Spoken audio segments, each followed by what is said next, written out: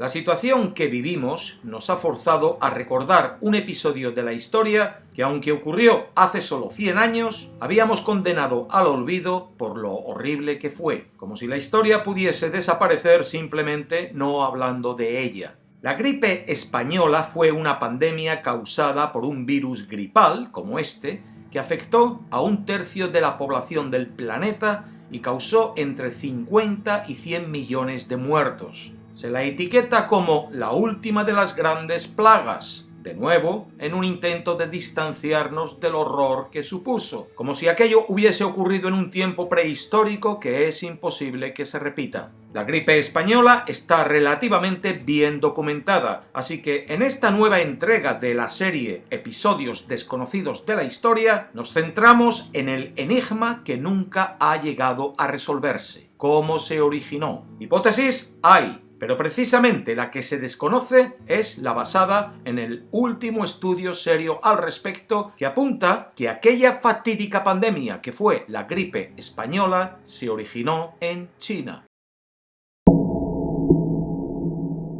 Vaya por delante este apunte. El descubrir el origen de un virus contagioso, de una epidemia, va mucho más allá de ser una cuestión histórica. Es una cuestión de incalculable valor científico. Conocer el origen de la enfermedad podría proporcionar información que ayudase a detener una futura pandemia. Por eso que la búsqueda vale la pena. Vaya a continuación un segundo apunte. El nombre de gripe española no tiene relación alguna con el origen de la enfermedad. Esta pandemia, que hizo sus estragos entre las primaveras de 1918 y 1919 y se extendió hasta 1920, se dio a conocer como gripe española porque fue en España donde primero se informó sobre ella. Cuando surgió la enfermedad se estaba luchando la Primera Guerra Mundial en Europa. Los primeros afectados fueron los soldados. La epidemia se cebó en ellos con tal virulencia que podían pasar de estar perfectamente sanos a muertos en apenas 48 horas. Se extendió por Francia, Reino Unido, Italia, Alemania y por último España. Al ser España el único de estos países neutral en el conflicto bélico, fue donde comenzaron a surgir las primeras noticias de la nueva enfermedad. En los otros países, la censura militar no permitía información al respecto para no desalentar a la población y alentar al enemigo. Es por eso que se llamó gripe española, porque el resto del mundo pensó que era donde se estaba originando. Las especulaciones sobre el origen de esta pandemia han variado con el paso de los años. 3 hipótesis han prevalecido sobre otras. La primera creencia fue que el virus se había originado en las trincheras de la guerra. Las condiciones higiénicas de esas trincheras en las que los soldados comían, dormían, defecaban, eran deplorables. Cadáveres se descomponían dentro de ellas. A los soldados se les pudrían los pies dentro de sus botas. Las lluvias creaban barro. Las bombas removían todo hasta el punto que el suelo se convertía en arenas movedizas donde una caballería o un soldado, si no eran rescatados a tiempo, podían morir ahogados en el barro, hundidos por el peso de su propio equipamiento. El que las víctimas de esta enfermedad fueran mayormente jóvenes de entre 20 a 40 años sin patologías previas reforzó la idea de que esta era una gripe de las trincheras. Esta creencia también pretendía explicar cómo la enfermedad se extendió desde Europa a ciudades como Boston y Filadelfia en los Estados Unidos, apuntando a los buques de tropas que regresaban. El paciente cero de esta hipótesis, el primer caso de infección confirmado, fue localizado en el puerto de Brest, en Francia, que era por donde desembarcaban la mitad de las tropas estadounidenses que llegaban a Europa. A nadie se le ocurrió entonces sugerir que a lo mejor ese contagio pudiese haber venido del otro lado del Atlántico. Pero una década después de la guerra, sí. La segunda hipótesis del origen de la gripe española, la más aceptada y aún prevalente a día de hoy, es esta. El 9 de marzo de 1918, en el fuerte Riley de Kansas, los soldados quemaron toneladas de estiércol. Se levantó un vendaval y el campamento se cubrió de un humo fétido amarillento que oscureció el cielo. No es que esto tuviese nada que ver con el origen de la enfermedad, pero los soldados lo percibieron como un presagio de lo que ocurrió a continuación. 2 días más tarde, un soldado se presentó ante el cuerpo médico antes del desayuno. Tenía fiebre y se quejaba de dolores de cabeza y garganta. Un minuto después se presentó otro soldado quejándose de lo mismo. Al mediodía ya había 100 soldados en la enfermería. Una semana más tarde, 500. Esa primavera, 48 soldados murieron en el fuerte Riley. La enfermedad se contagió a otros campamentos. Inicialmente fue diagnosticada como neumonía, pero en realidad era una nueva forma de gripe. En algunos campamentos llegó a matar hasta 70 soldados a diario esa primavera de 1918. El presidente estadounidense Wilson era conocedor de la situación y en mayo consultó con el general March, jefe del Estado Mayor estadounidense, si deberían suspender los envíos de tropas a Europa para no propagar la epidemia. Pero March le indicó que una noticia así podía perjudicar mucho la marcha en el frente y dar ventaja a sus enemigos de la Triple Alianza. Wilson no detuvo los envíos de tropa, pese a llegarle informes de que sus soldados estaban enfermando e incluso muriendo en los barcos al declararse la gripe a bordo. En agosto de 1918 ya eran cerca de 1,5 millones de soldados estadounidenses los desplazados a Europa, muchos enfermos con la gripe pandémica. El paciente cero de esta hipótesis, según un estudio reciente, no surgió del fuerte Riley, sino del campamento Greene, en Carolina del Norte, donde 3 meses antes, en diciembre de 1917, ya se registró la muerte de 20 jóvenes soldados con los síntomas de lo que luego fue la gripe pandémica, muy diferentes de la gripe estacionaria.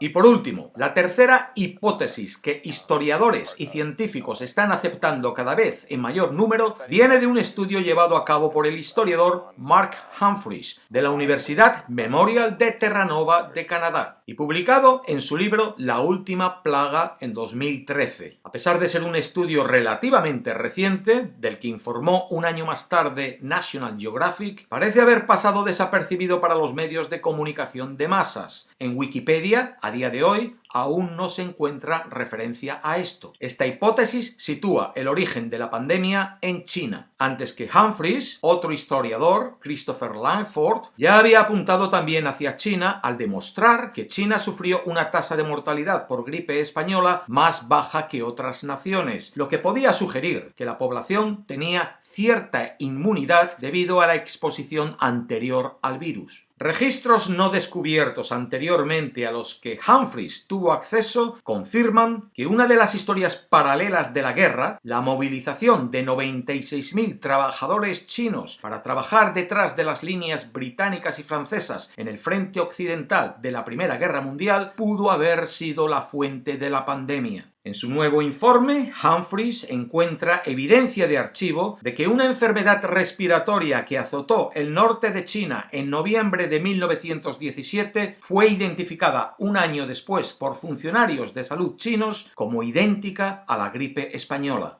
Humphreys, que hizo sus hallazgos buscando en archivos históricos canadienses y británicos que contienen los registros de guerra del Cuerpo de Trabajo chino y la legación británica en Pekín, también encontró registros médicos que indican que entre una partida de 25.000 trabajadores del Cuerpo de Trabajo chino que fueron transportados a través de Canadá en ruta a Europa a partir de 1917, más de 3.000 terminaron en cuarentena médica, muchos de ellos con síntomas similares a los de la gripe pandémica. En 1917, en China, hubo un brote de infecciones respiratorias que en ese momento los funcionarios locales de salud llamaron enfermedad invernal endémica. El brote causó docenas de muertes diarias en aldeas a lo largo de la Gran Muralla China. La enfermedad se extendió 500 kilómetros en 6 semanas a finales de año. Se pensó que aquello era una peste neumónica, aunque la tasa de mortalidad fuese mucho más baja que la típica de esa enfermedad. Meses más tarde, un funcionario de la legación británica en China escribió en un informe que no, que la enfermedad era en realidad la gripe. En el momento del brote, funcionarios británicos y franceses estaban formando el Cuerpo de Trabajo chino, que finalmente envió a unos 96.000 trabajadores del norte de China a Inglaterra y Francia durante la guerra. Estos eran agricultores chinos de las áreas rurales que simplemente querían escapar de la pobreza. Fueron enviados al frente suficiente para liberar a los soldados de tareas en un momento en el que estaban desesperados por mano de obra. Allí se les exigió cavar trincheras, descargar trenes, tender vías, construir carreteras y reparar tanques dañados. Los funcionarios británicos enviaban a los trabajadores chinos en barco hasta Vancouver, en la costa oeste de Canadá. Desde allí los enviaban en tren a Halifax, en la costa este, donde embarcaban de nuevo rumbo a Europa. En reacción a los sentimientos antichinos que abundaban en el oeste de Canadá en aquel momento, los vagones que transportaban a los trabajadores de costa a costa iban sellados. El viaje duraba 6 días. Cuando salían de los trenes, a los trabajadores se les mantenían en campos rodeados de alambradas. A los periódicos se les prohibió informar sobre su movimiento. Los trabajadores chinos enfermos que acababan en cuarentena tras el viaje eran tratados con aceite de ricino para el dolor de garganta y enviados de vuelta a los campos. Los prejuicios y estereotipos racistas existentes entre los médicos canadienses atribuían su enfermedad a su naturaleza perezosa. Tan desesperada era la necesidad de mano de obra que el 2 de marzo de 1918 un barco cargado con 1.899 hombres del cuerpo de trabajo chino salió del puerto de Wei hacia Vancouver, a pesar de la epidemia que ya había detenido el reclutamiento de trabajadores allí. Los trabajadores chinos llegaron al sur de Inglaterra en enero de 1918 y fueron enviados a Francia, donde el hospital chino de Noyelles-sur-Mer registró cientos de sus muertes por enfermedades respiratorias.